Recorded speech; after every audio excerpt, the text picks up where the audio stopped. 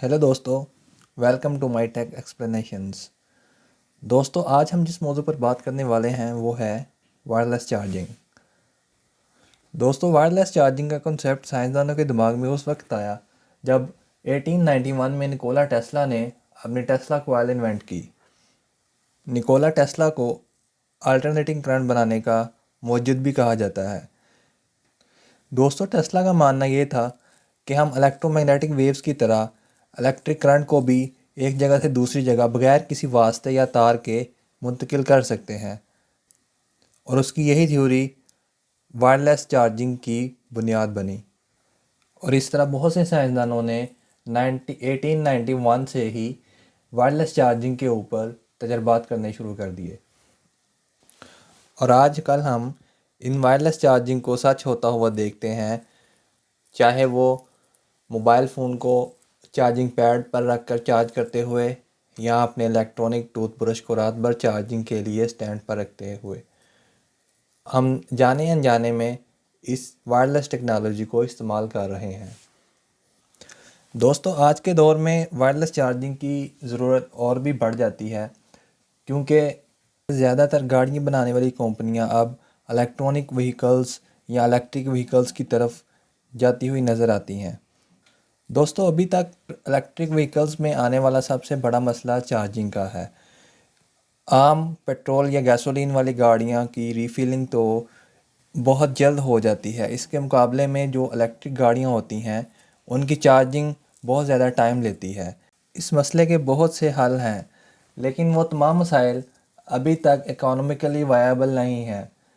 या तो वो बहुत ज़्यादा महंगे हैं या वो आम आदमी की पहुंच से दूर हैं।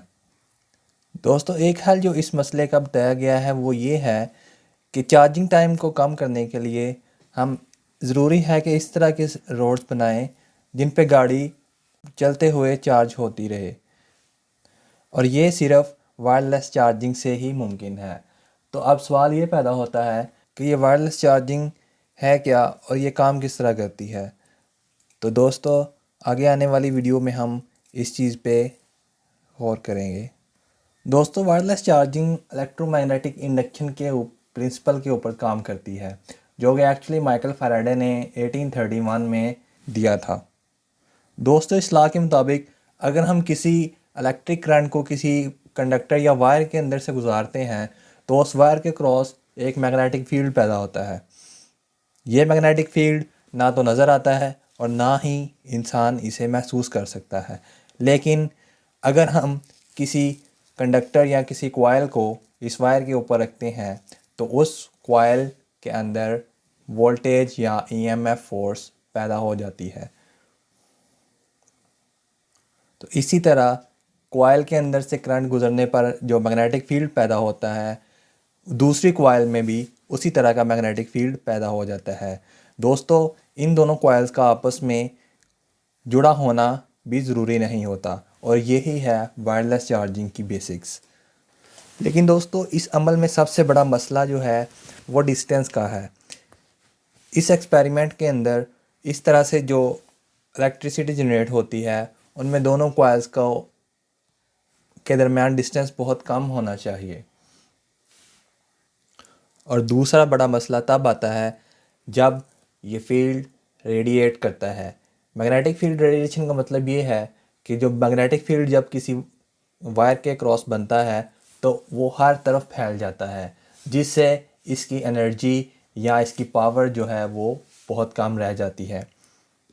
लिहाजा इस अमल के लिए दोनों कॉइल्स का साइज़ का सेम होना और उन दोनों का एक दूसरे के बहुत करीब होना ये बहुत ज़रूरी है, वरना सिस्टम की एफिशिएंसी बहुत ज़्यादा कम हो जाती है।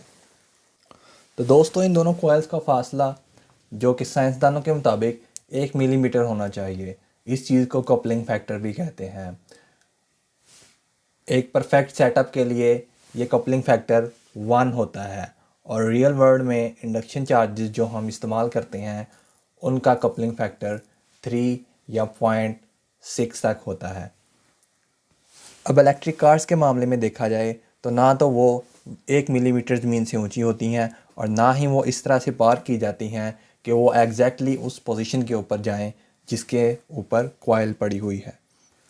दोस्तों, तमाम तकनीकी शोबों की तरह इसमें शामिल तकनीकी और लॉजिस्टिक चैलेंजेस को हल करने के लिए मुख्तलिफ़ तरीके मौजूद हैं। इनमें कुछ तरीके तो काफ़ी मुश्किल साबित हुए हैं, लेकिन अब ऐसा लगता है कि हम आखिरकार कुछ बड़ी पेशरफ्त के करीब हैं। जैसा कि हाल ही में MIT के रिसर्चर्स की टीम ने ये साबित किया है कि अगर हम किसी तरह मैग्नेटिक फ्लक्स को की रेडिएशन को बाहर जाने से रोकें या इसको डायरेक्टली फोकस कर लें तो ये हमारा जो लॉस है वो काबू हो सकता है। और इस मसले का जो हल उनके सामने आया वो है मैग्नेटिक रेजोनेंस।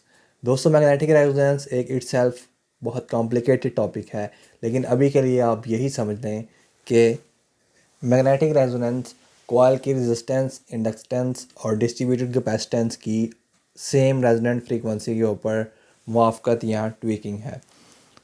और दोस्तों, यही मैग्नेटिक रेजोनेंस मैग्नेटिक फील्ड को एक टनल की तरह ट्रांसफ़र करती है, बजाय इसके कि वो हर तरफ फैले। तो दोस्तों, इस एक्सपेरिमेंट में रिसर्चर्स ने ये साबित किया कि वो एनर्जी को टेंस ऑफ सेंटीमीटर्स तक ट्रांसफ़र कर सकते हैं वायरलेसली। दोस्तों, ये दरियाफ्त इलेक्ट्रिक व्हीकल्स के वायरलेस चार्जिंग के डेवलपर्स के लिए एक बहुत बड़ी खबर है, क्योंकि इसमें ना तो आपको अपनी कार्स इतनी ऊंची बनानी पड़ने की ज़रूरत है और ना ही उनको एक सीधी रो में खड़ा करने की। दोस्तों, इसके साथ ही कमर्शियल मार्केट में सबसे सस्ता और रिलायबल वायरलेस चार्जर बनाने की दौड़ शुरू हो गई। तो दोस्तों, उम्मीद है आपको ये वीडियो पसंद आई होगी। अगर ऐसा है तो इस वीडियो को लाइक, शेयर और सब्सक्राइब करें। अब के लिए इतना ही। बाय।